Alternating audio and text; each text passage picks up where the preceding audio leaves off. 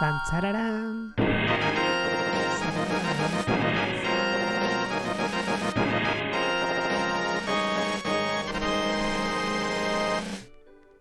Hola community, welcome to another episode of Blender.Today Live, this weekly meeting gathering where we just see what's new in Blender, what's new in the community. But I think today is gonna be mostly about Blender. I don't have big announcements in terms of community except one blog post that is very interesting about the future of Blender. But in terms of changes, I think we're gonna be pretty packed today. There's performance improvements, geometry nodes, grease pencil, Booleans improvements in performance, mesh editing, animation, input output, user interface, you name it. So time to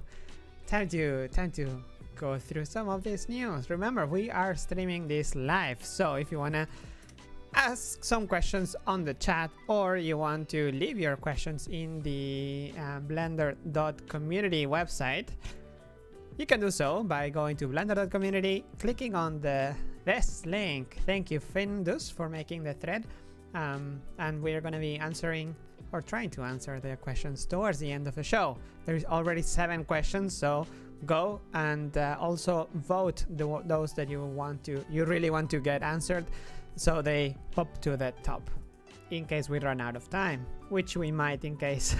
I think today is gonna be pretty packed. So let's go through first and foremost the very nice and detailed blog post that the live wrote about the Nodes workshop, this 1 week meeting here in Amsterdam, where the developers got together. The ones that could, of course, Hans, for example, is a developer that it's been involved with geometry nodes since day one. However, he lives in America, so it's not so easy for traveling at the moment. So the closest developer around, Jack, could come here for a few days, just when the window of time for traveling was open. So with Ton, with Simon, I also dropped by there for a day. The meeting itself went through like, okay, everything nodes. What's in the future of Blender itself? What can we expect, or what are the topics that would be cool to tackle in the near future? So the topics were simulation solvers, geometry checkpoints, also known as ADD-Poly modifier in other softwares, attribute sockets to edit, to be able to pull attributes directly instead of using the entire geometry, particle nodes, and physics prototype. So you can read all the details here in the blog post. Simulation solvers, how could they be tackled? Is it a one node for fire solvers? Maybe, maybe not. The idea is to have like a more of a containerized simulation solvers. So the ones that you can mix together, for example, for a campfire, you just want to get everything on fire, but in a torch, you want to get the fire, but also join it back with the original geometry. So just go and check out this very nicely detailed blog post. And also this one is very interesting for many people, the geometry checkpoints, also known as freezing node. There was a proposal for that naming in right click select recently, but also ADD-Poly is named in other softwares with the Blender variant, of course. So yeah, attribute sockets, also very exciting. Particle nodes, this has been in the works for a while. It got stopped or on hold because of geometry nodes, but in the future, near future, it's good to tackle it. It's very interesting to have this kind of conversation. Like one mention or something that starting the workshop was like, okay, geometry nodes, everybody's using geometry nodes. Well, everybody, a lot of people in the community are using it, and they are enjoying it and making amazing stuff with it. And the system proves to be working, right? You can do a lot of things with it, and every day even more. Today we're gonna see some of them. But what if that it's been 6 months of development, maybe a bit more, 7 months. What if all of this was just a prototype? And what if everything, if you start from scratch, geometry nodes today, what would you do? Just as an exercise, you know, what would happen? It maybe would be a good idea in a way to remake geometry nodes. Of course, gonna be much faster, but with all the knowledge from these past 7 months, maybe that could be fun. A fun exercise. Is it possible or not? Developers will know. But Blender 3 series, maybe it's a good moment to work on this. Okay, let's move on with the actual updates of Blender today, because I don't have anything else. This is the one announcement that I had to show. The section that I want to talk about today, the first one, it's not the usual. It's Blender Video Sequence Editor. Last week I talked about an improvement on snapping in the video sequence editor, and the snapping, now it's a button here in the header that allows you to snap to the current frame, or an option also to hold the offset. These ones we saw it last week. There is now a new option to snap the current frame, like the playhead. When this is enabled, I'm gonna disable scrubbing. When this is enabled and you are moving around, you can snap it to the strips. So of course, if you have a lot of strips next to each other, it can be a bit feel a bit like sluggish, but that's because it's they are too close together. But when you're editing, the snapping, it's basic. It's the most basic thing ever. You usually want to have the strips next to each other, right? So when you're transforming, that was what it was added last week, that it will snap there, or now the playhead, which is very handy, because when you, for example, when you add a new strip, it usually gets added to where the playhead is, where the current frame is. So it comes in pretty handy. Super neat, isn't it? Super neat. This panel has to be made a bit wider, but other than that, I think it's going in a good direction. Can't believe we work on it so long without snapping. If the Google Summer of Code project of having thumbnails here in the editor comes to reality, that would be a dream. You know what else is a dream?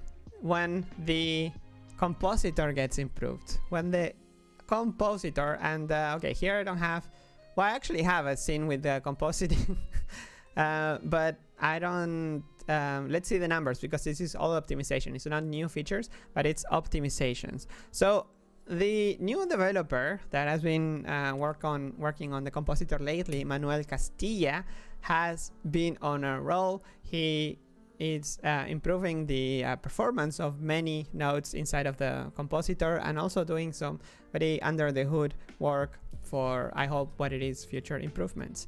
This one, for example, a lot of performance improvements. As I mentioned, the first one, the exposure node now is 1.7 times faster when using full frame, and also has a tiled fallback, but tiled is the previous way of working.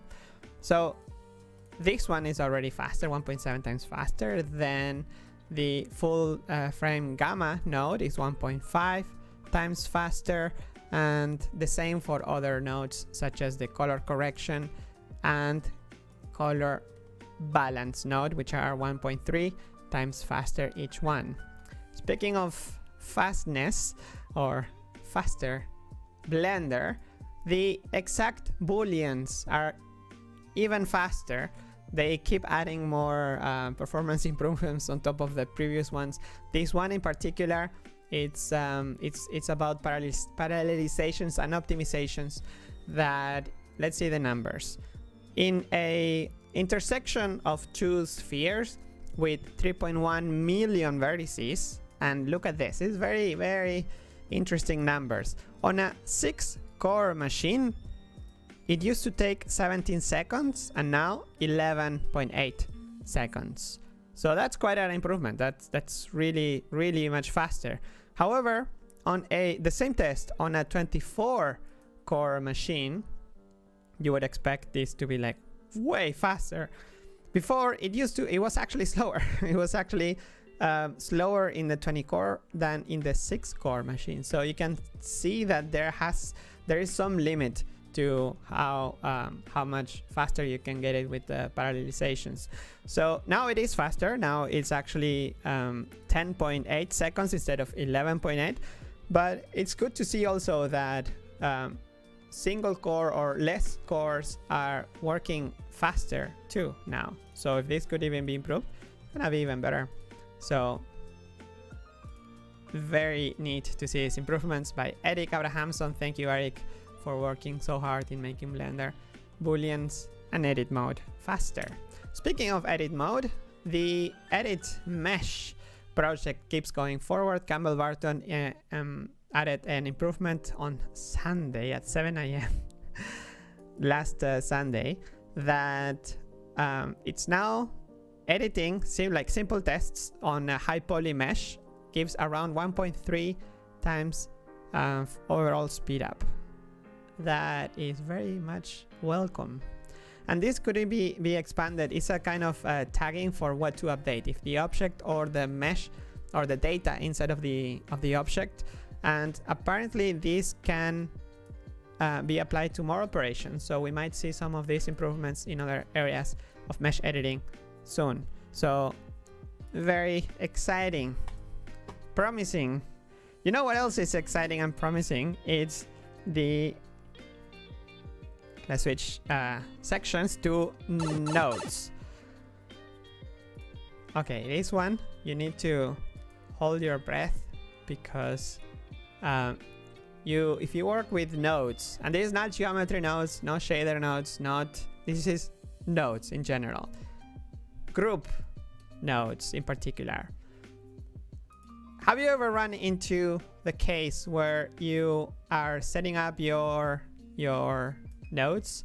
For example, you want to have a primitive, like a mesh line primitive, for example, right? And you're building your modifier and you want to expose, okay, I want to expose the count and the start location. Great, cool.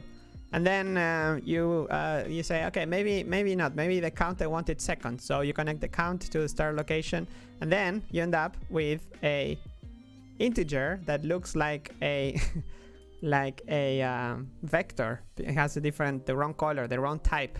So it's actually just the color and also how it's displayed there. It's weird. Can flip myself to the other side, but really it's not much to see here. What there is to see is the new option in the group settings of your nodes, where when you have one input or output selected, you're gonna have a new drop down to change the type. Now you can choose between string, so like an attribute. You can see here how it updates an attribute or a Boolean.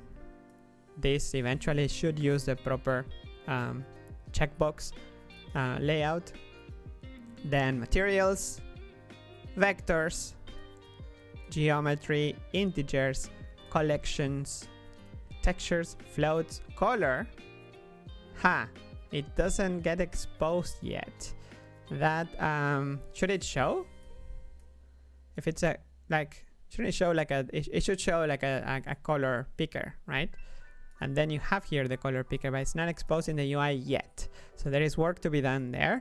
Then object, you can choose an object type, and then you can just set your objects here, all from here.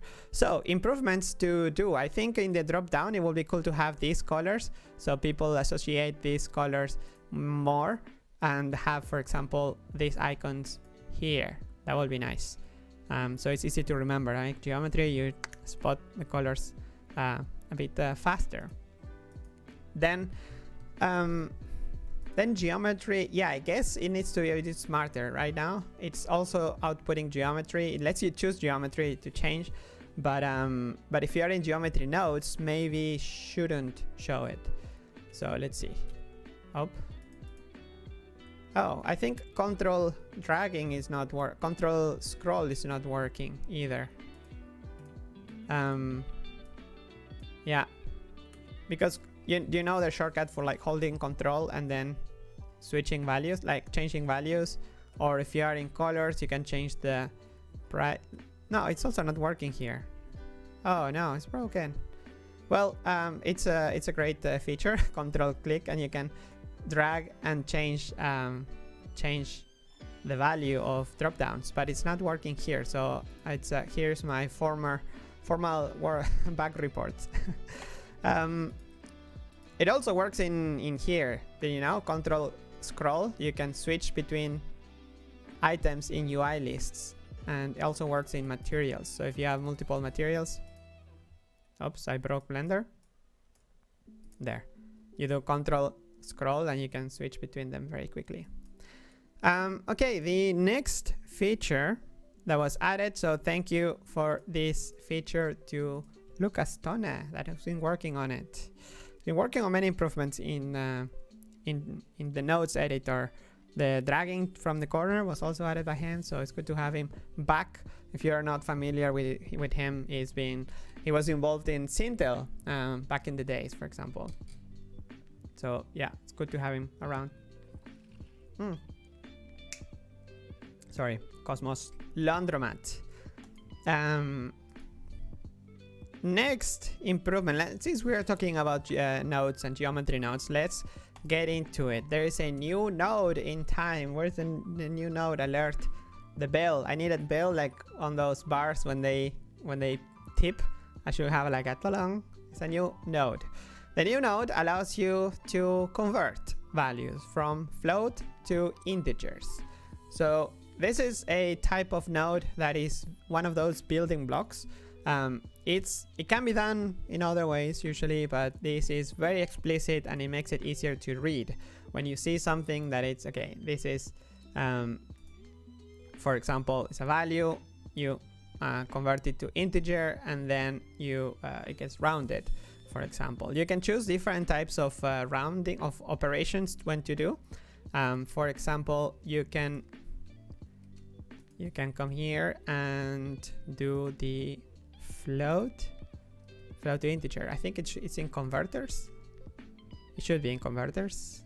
Utilities. Yeah, it's a converter, but it's in utilities. Float to integer. The options are round, floor, ceiling, or truncate. So exciting. It's cool when you change the type, it changes the name, the label of the node itself as well. It's pretty cool. Okay. The other big news of the day is that there's a new primitive for curves. This primitive is a line primitive that's also available for mesh, for the mesh nodes. Same way we have mesh primitives lines. Now instead of just being called line, it's called a mesh line because it's there's also the new curve primitives curve line. So when you're searching for it, it's easier to find. The options is very straightforward. There is a start or end, or if you use direction, you can also set the length. If you use the start or end, you can, for example, if you want to tweak some of the points inside, if you want to change how long is it going to be, you can always use the resample curve. So you can connect the results geometry and change it from here. So yeah, two ways of working with this. Next improvement is the curve endpoints node, another node alert. Okay, I need a sound, or maybe in the chat we need some kind of emoji for the, what is an emoji that represents new nodes, or a bell? Can I do bell? Yeah, that's like an alert, like a notification. Maybe not. Something cooler though. Think of oh, noodles, or like pasta. Well, some kind of food. Anyway, sorry for the Easy creation of round caps on curves. Exactly. Hans, thank you for being around. The now you can create round caps on curves much more easily because there is a new node in town for endpoints. You just go to curve endpoints, and that's pretty much it. You connect the curve, and it gives you the start and the end points, which you can set and then combine again. So it's pretty interesting for, let's see the commit. Well, I'm not searching. There, curve endpoints node. So this node is quite similar to the curve to points, but creates points only for the start and the end of each spline. It is a separate node because the sampling from the curve to points doesn't apply, and just for the ease of use. And also it's very clear, right? You want to grab the endpoints. It's amazing how much the curves workflow has been improved lately, and it's not just the one developer, it's many. Like and the other improvements were by Johnny Matthew, Guitar Geek, and then this one is by Angus Stanton. So yeah, super exciting. And Hans and Jack, and geez, so cool to see many people jumping in the hype train of curve workflow in geometry nodes.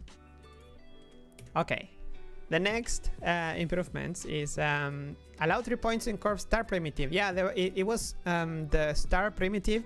It was the minimum size was 4 points, and now is 3. Thank you, Hans, for keeping an eye on the small details. It was just a little change here for the minimum. It was supported by not the slider apparently.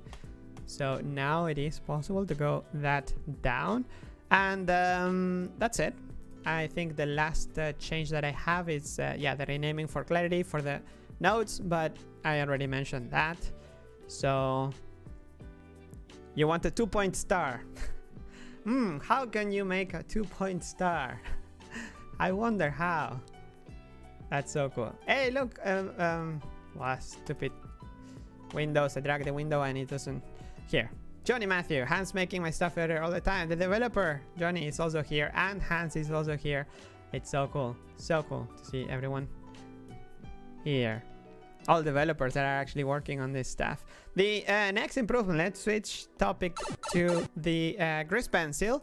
This is actually a fix. It's more a fix than a feature, but it's good to have the frame selected option, and it wouldn't work with grease pencil objects. So when you have frame selected, like the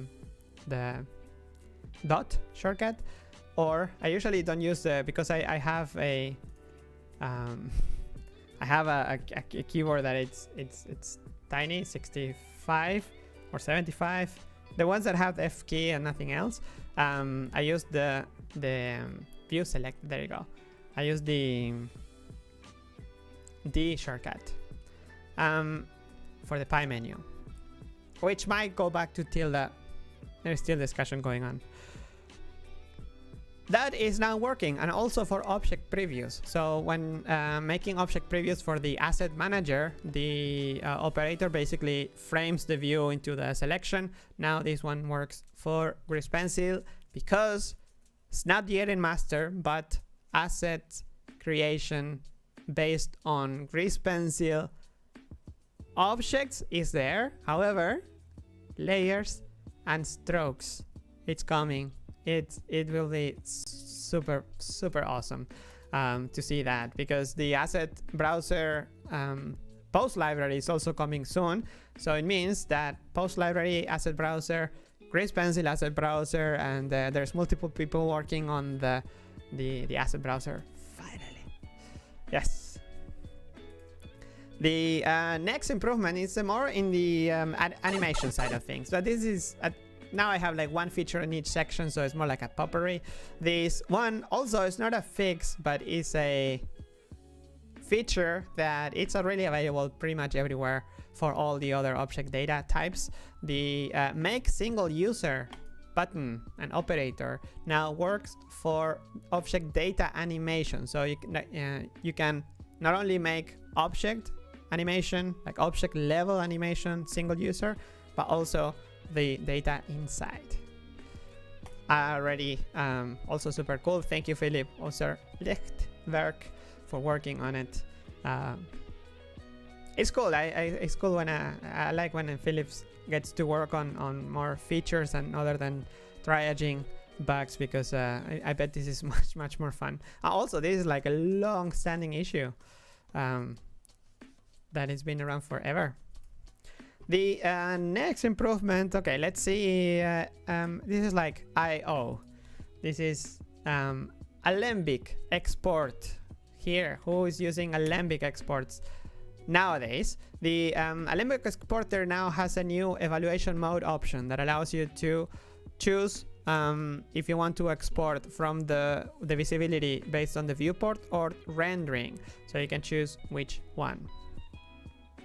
This option will determine visibility on either render or the viewport. Same for the modifier settings. So yeah, another one by Philip. Thank you, Philip. And finally, this is mainly a, if you are, it's like a public service announcement. If you are building add-ons that use the Alembic exporter, there is a setting that has been removed. The setting that is called renderable objects. It was actually not working for a while now. At some point it worked, but then it stopped working. And now it has been superseded by what I just mentioned, the visible objects setting. And also it didn't work, but it's just good to mention. It's also gonna be in the release notes. Right now it's in the wiki of Blender 3 Python API section. At the bottom you're gonna find the change in the API in case you have add-ons that use this setting. Go here and you will know what to update. Okay, time to go into some user interface improvements. Another long-standing issue that has been tackled this week by Julian Eisel. Thank you, Julian. And the developer that contributed a patch, Peter Schiettekate. File browser. Select files and directories after renaming. Have you ever run into the file browser trying to rename something and then like losing the selection, and so you don't know where it was? It happened to me many times. Like if you're renaming something that is at the bottom or somewhere in between all those folders, after renaming, you lose sight of it. Not anymore. Now it's actually selected. So yay for this fix that has been, the patch has been around for a while, I bet. January. But the issue has been around even earlier than that. So very much welcome. The same as the same fix has been also brought into the asset browser. So after renaming an asset, it will be set active, and also they will be scrolled into the view in case you are renaming something that it's away from the current view. It's gonna take you to it. The in the outliner front, we have one very welcome improvement in bones, like display of bones, also by Philip. Thank you, Philip. You've been Philip, you've been very active lately. Let's see. So this is how it used to be.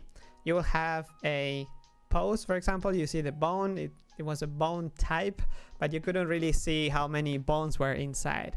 Unlike the rest of Blender, where you can see how many objects are inside. Not anymore. Now, it'll tell you with a number. Will tell you there is the active bone is there, and also with the outline, and also how many bones are there. So yay, consistency. I never noticed actually that it was missing, even that it wouldn't tell you if the active bone was in there.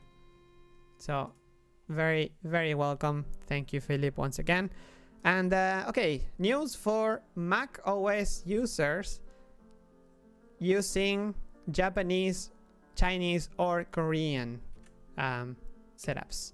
So this one, support Japanese input for text buttons. Also another huge improvements that wasn't supported, and Yuki Hashimoto has implemented it.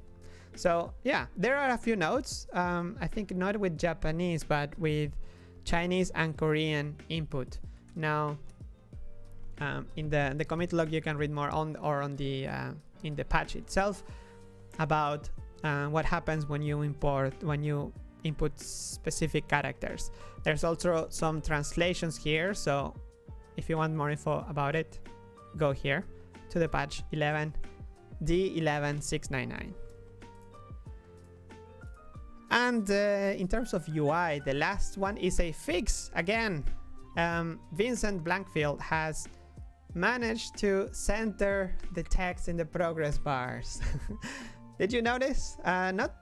It hasn't been for long, I think. I noticed just a few weeks ago that the text, the number, the percentage in the progress bar was way off. It wasn't centered. So now it is. So yay. Thank you, Vincent, for looking into these smaller little thingies that help. That help everything feel a bit more tidy. All right.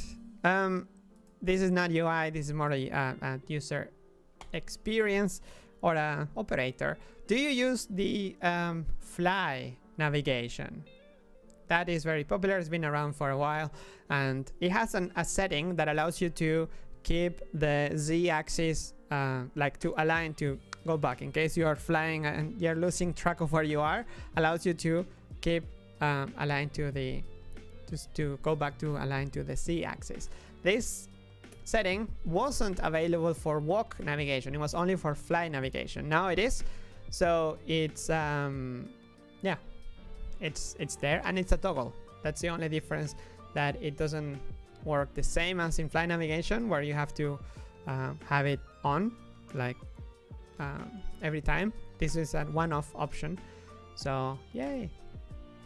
Walk navigation, z-axis correction by the one and only Dalai Felinto. So thank you, Dalai, for working on it.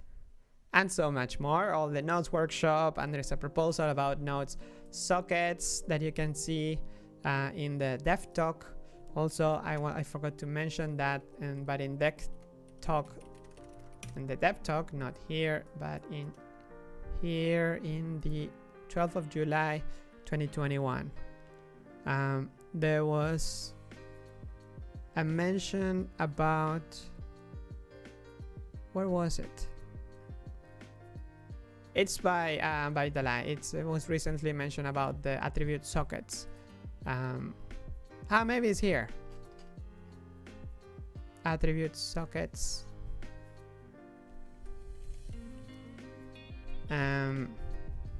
Here.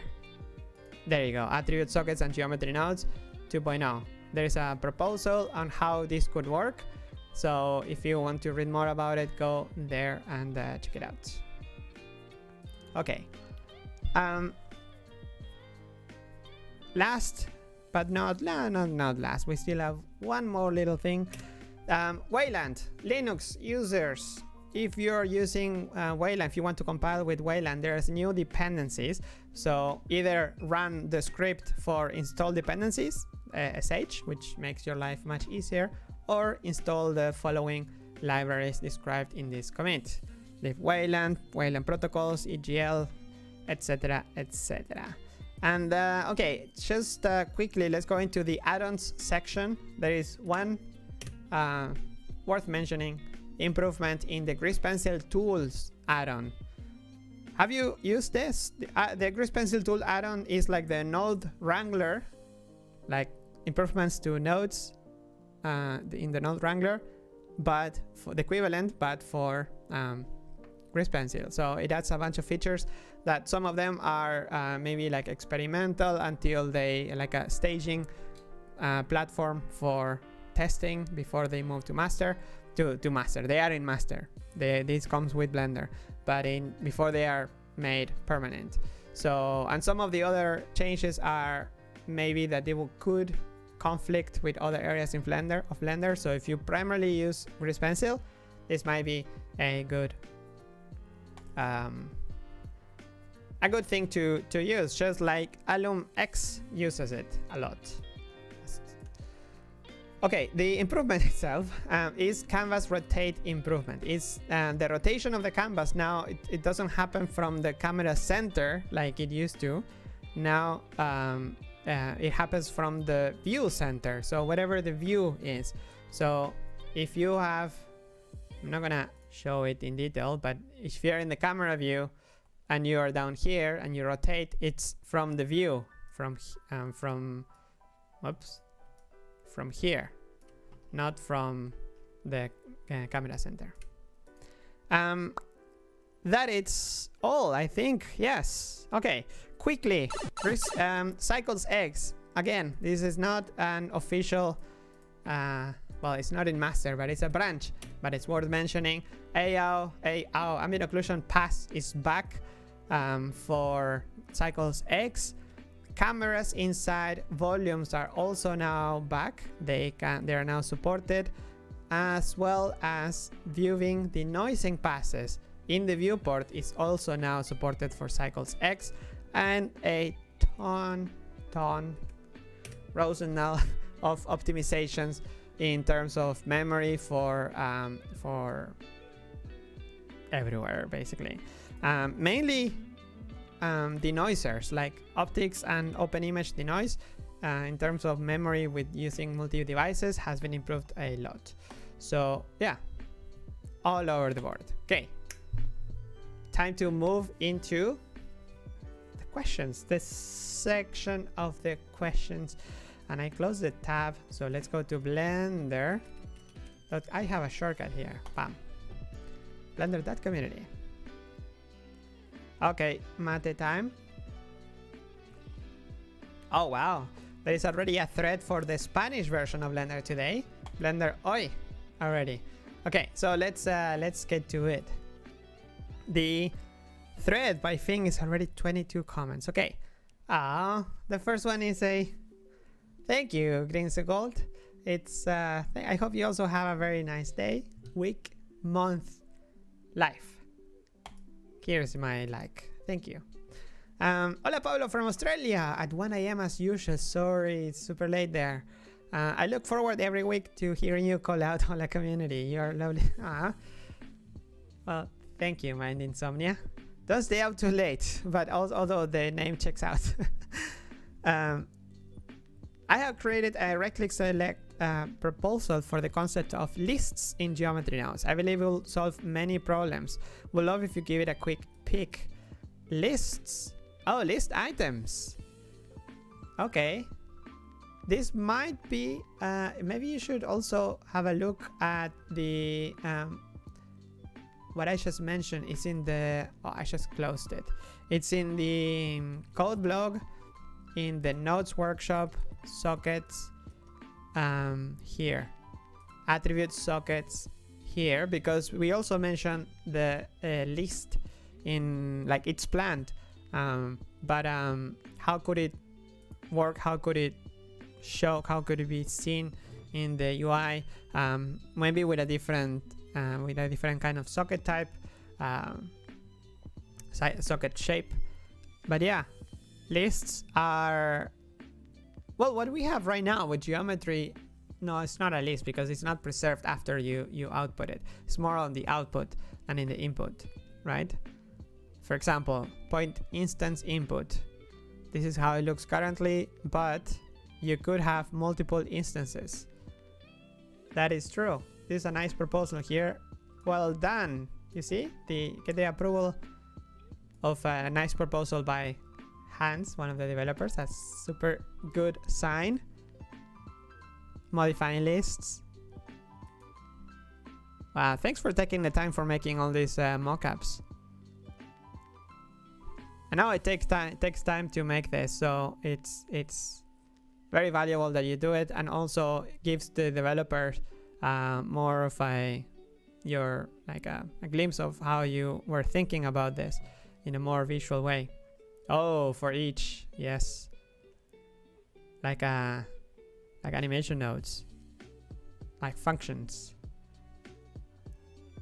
Absolutely, yeah. Well, I don't know if I can have a quick pick during the live stream, but it already has my my thumbs up in terms of presentation. So here's a sound effect you can use for the geometry node, new node.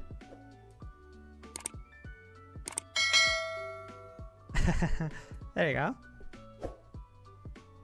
Ding ding. Nice. That's like a box, right? Like starting a fight. Ding ding. Yeah, maybe I could use or something like ding ding and then more like a cheering in the background. So yeah. Let's see. Hola Pablo, Arduino. I have been wanting to ask about some stuff here, like the edge length attribute for geometry nodes, but the devs are already on that. Nice devs.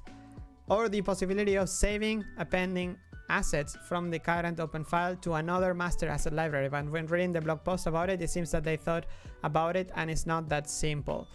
Yeah, the saving, it's not that simple. It's something that it could easily break stuff. Like if you're working in a file and you want to save changes on an asset library that is somewhere else, it can really mess up. Yeah, it can lead to loss of data. You have to be very careful. What if someone else is working on it? So by making it more explicit and making it like, okay, click and open the file of that asset library, you know you are editing that asset library. So at the beginning I was like, it's a pity that we can't do it from here, but I understand the point of view of being more safe in one way, to just know when you're editing the library, be more thoughtful about it. So yeah, anyway, just want to say thanks for staying one step ahead. Keep doing this amazing work. Have a nice week. Also, congratulations on the Copa America. Yay! Yes, I know. Super happy about it. About Messi mainly, that after 28 years it got what it earned so much. The way in which my country is behaving, they deserve it lost. Oh, you're from Brazil. Okay, now I'm not gonna get in there. But come on, you won the last time. You have 1,000,000 Americas.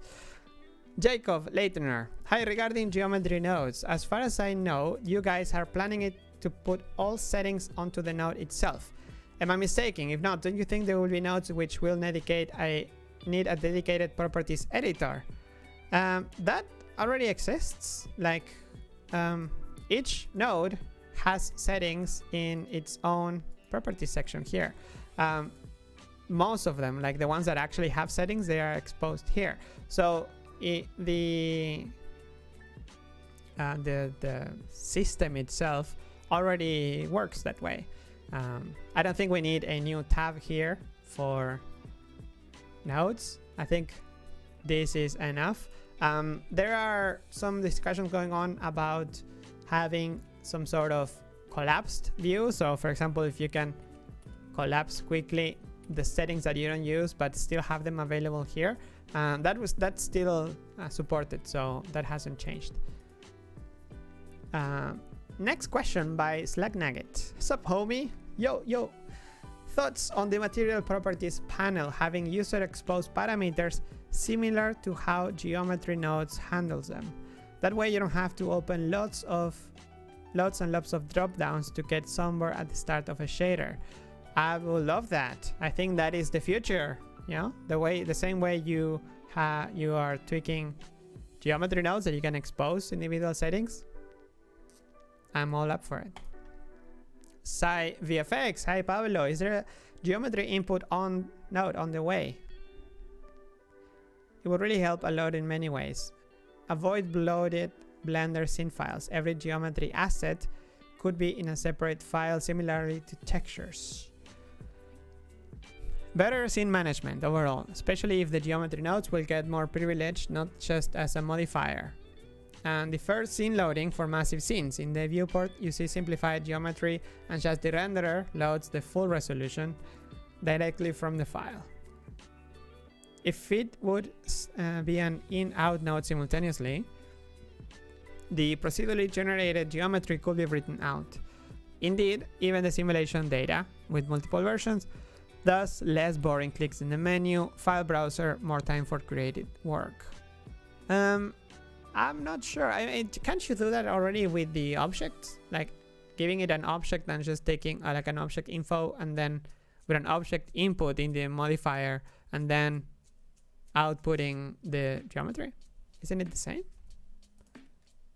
Like if you have an object,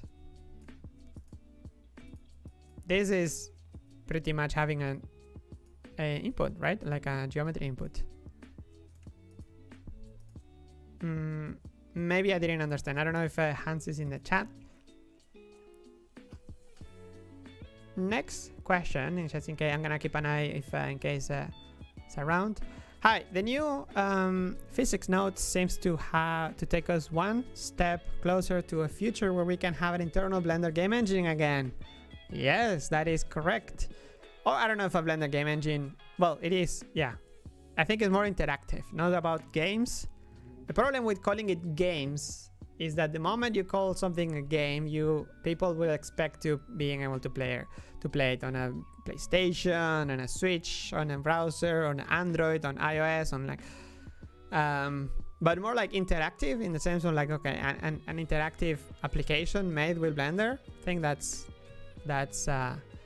better and takes some of the added bloat of a game engine, right?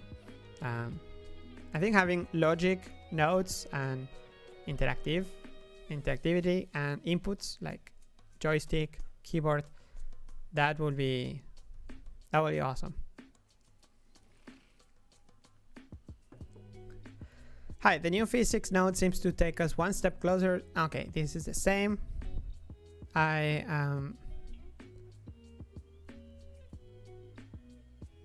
Just a wrong impression of mine. Can we keep a little? No, it's a good hope. Thanks for the question, Carapaz. You're in the chat too. Oh, Hans just reply. I think maybe they meant an import node, like from an external file. We were talking about it in an Alembic import node recently. Oh, yeah.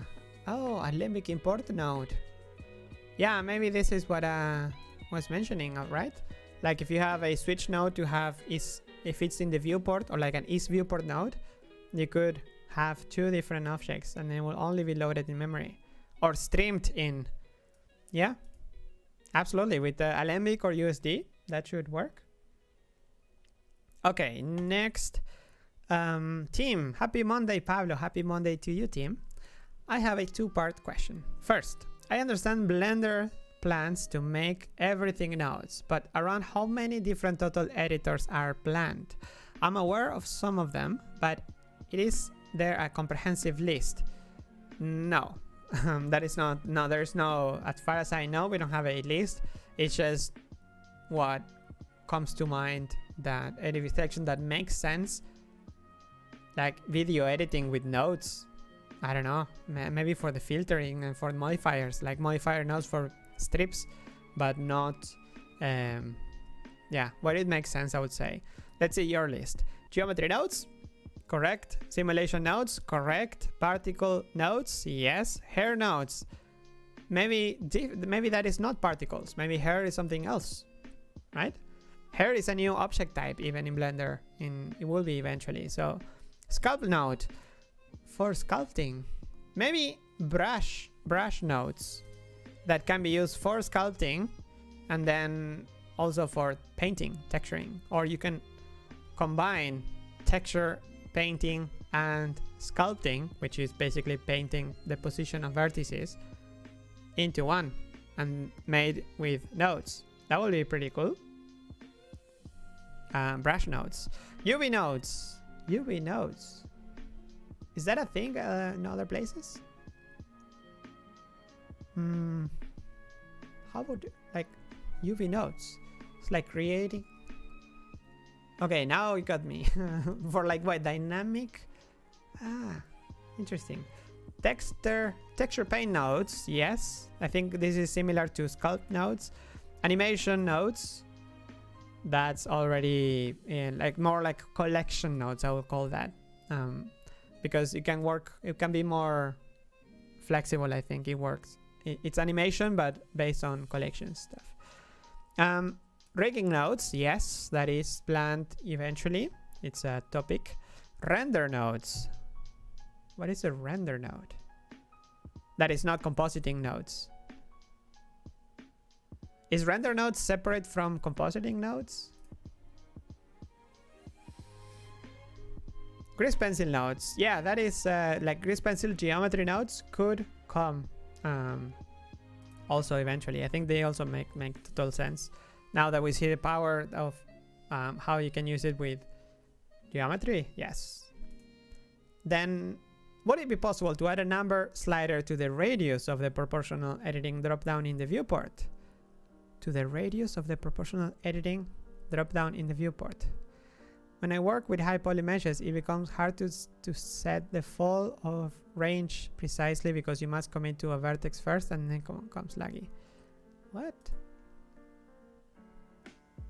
Oh, this. Yeah, absolutely. This makes total sense. Right now, if I'm not mistaken, the when you're editing in proportional editing and you have on proportional editing, with scroll you can do it, but with I think it would even you have to be exposed there, because with the pen you can't really do it very easily, right? Do I don't have this plugged in. Anyway, you can do it really easily if you don't have a numpad and a it makes total sense to have a slider for that. Thank you for the question. Okay, I'm about time. How many questions? Okay, we have 2 more. Or 1, 2. Okay. Well, let's do 5 more and try to fit all of this. Hello, Pablo. Love the streams. Excited for 3.0. Me too. I'm making interactive installations and love Blender. Will live video stream ever be an input for Blender? I so wish. I have a Kinect somewhere there that it's dying to become to be used in Blender. I think once the addition of the problem with Blender right now in this scenario is that Blender is tied to a timeline that goes at how many frames per second you set it, right? And we need another kind of clock inside of Blender for physics, for example, that can go as fast as your computer can, 60 frames per second or whatever your screen can, and should be separate from the animation playback. So you can play back at 24 frames per second if you're making an animation, but you could also somehow control other inputs or physics at a different clock. That would be very flexible, and for that, for having a video live stream or for having inputs or having doing some kind of VJ presentations with Blender, I think that would be pretty exciting. In the 2.7 times, I remember seeing an add-ons for this. I don't know right now, and the problem with it was that having video like webcam streams in multiple platforms was a bit tricky, like to get it working on Windows, on Mac, and on Linux. But would we? I mean, we have FFmpeg. Doesn't FFmpeg has some kind of input? FFmpeg camera stream. Yeah. Oh. So it could be technically interesting. Have you looked into add-ons? Maybe someone made it, or if you're watching this and you wanna dive into it, maybe that's a good starting point using FFmpeg. But yeah, I'm very into VJ or loops and touch designer fan here at heart. So yeah, having something like that would be pretty neat. Facu, hi Pablo. I'm interested in joining the development team.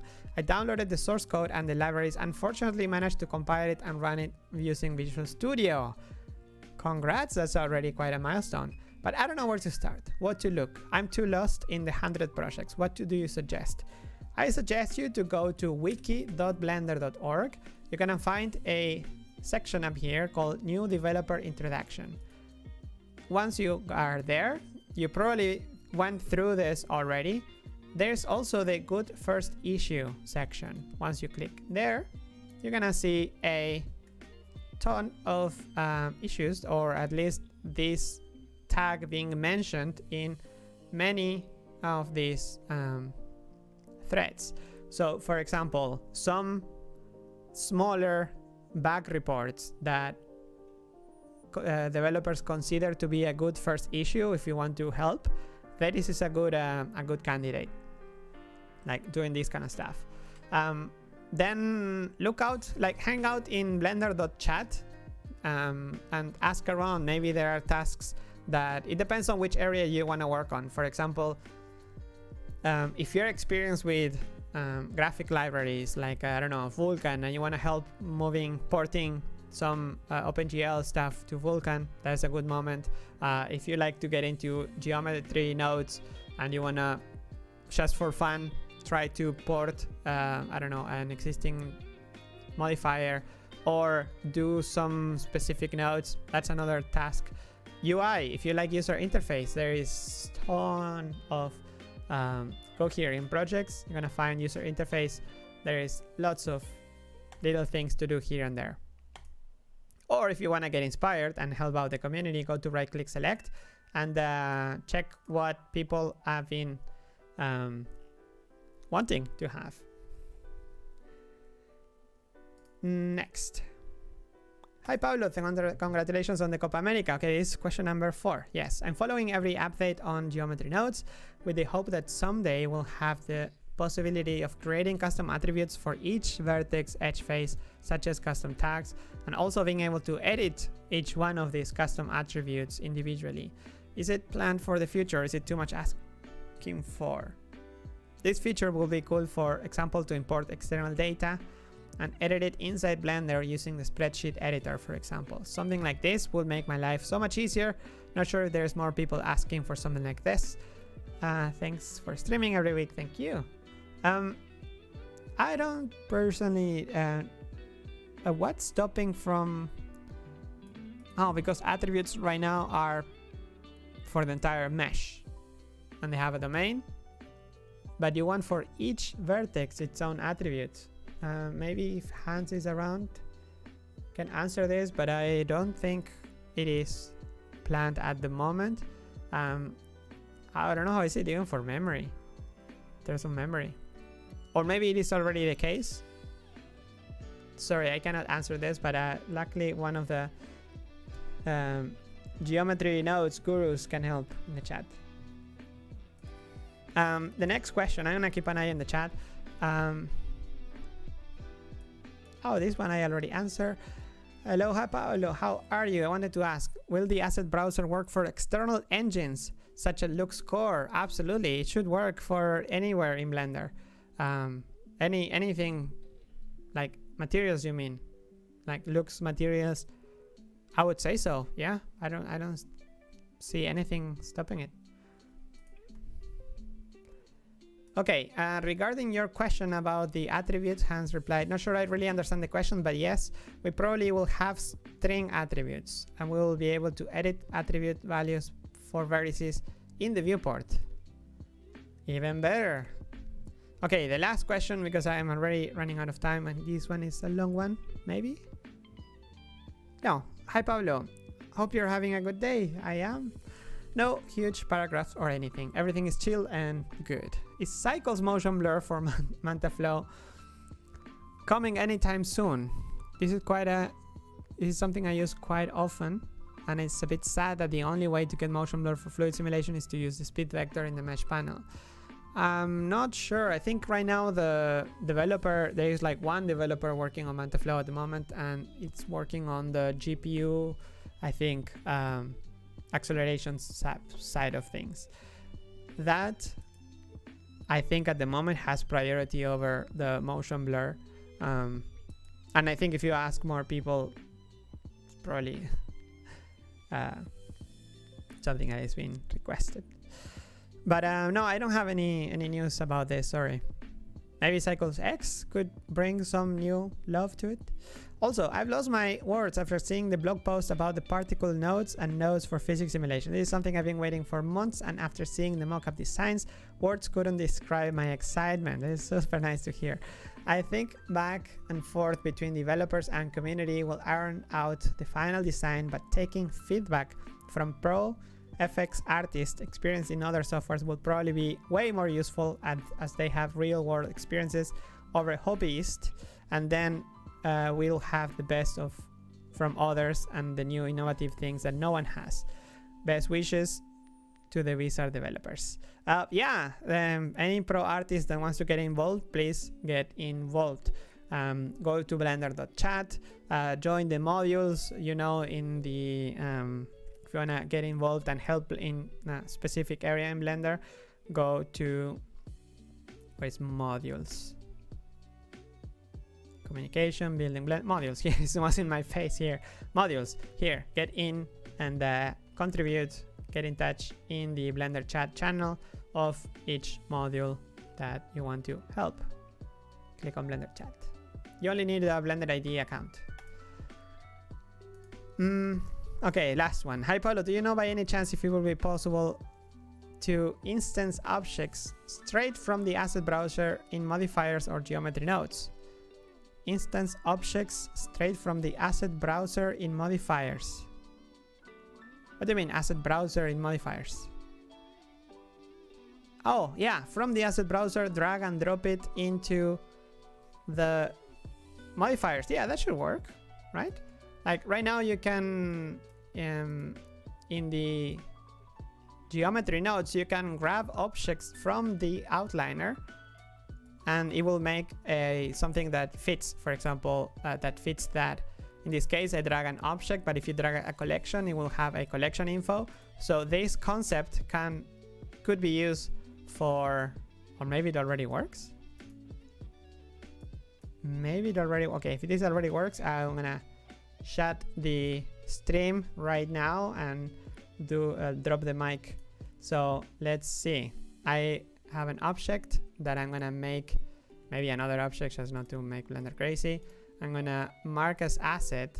We should have it in the right click menu. This is very hidden right now. Okay, mark asset. I have an asset, and if I drag it in here, for example, drag and drop, it works.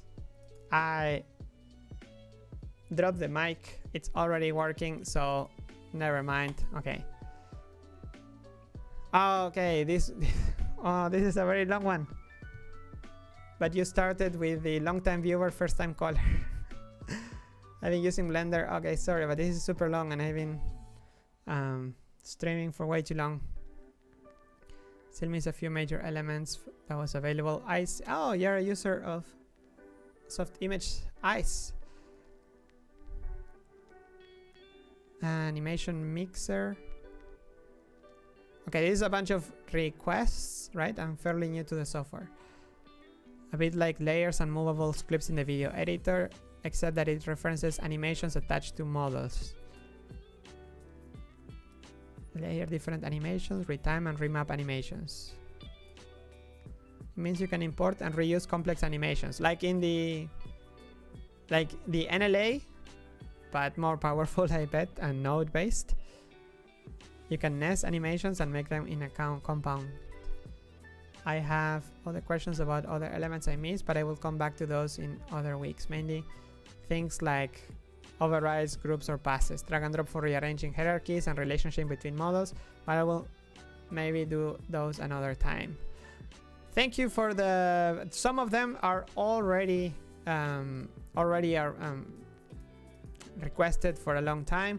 The drag and drop for rearranging objects, for example, in the outliner, that it's, I think there is even a patch that tackles that, and the only remaining issue has to do with bones, when rearranging bones. But I think we should just go ahead and get the patch to rearrange objects in, and just when you're trying to rearrange bones, then, I don't know, throw a warning saying it's not supported at the moment until it gets supported. But at least we will have the biggest use case, which is objects.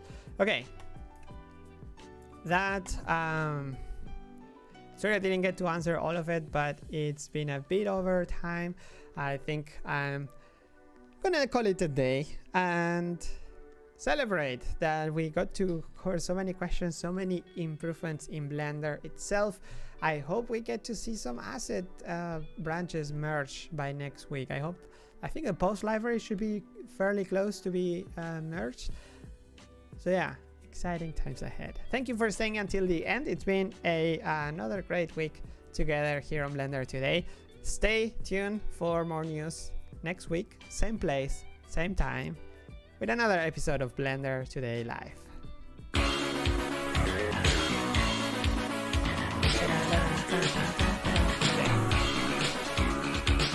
Take care.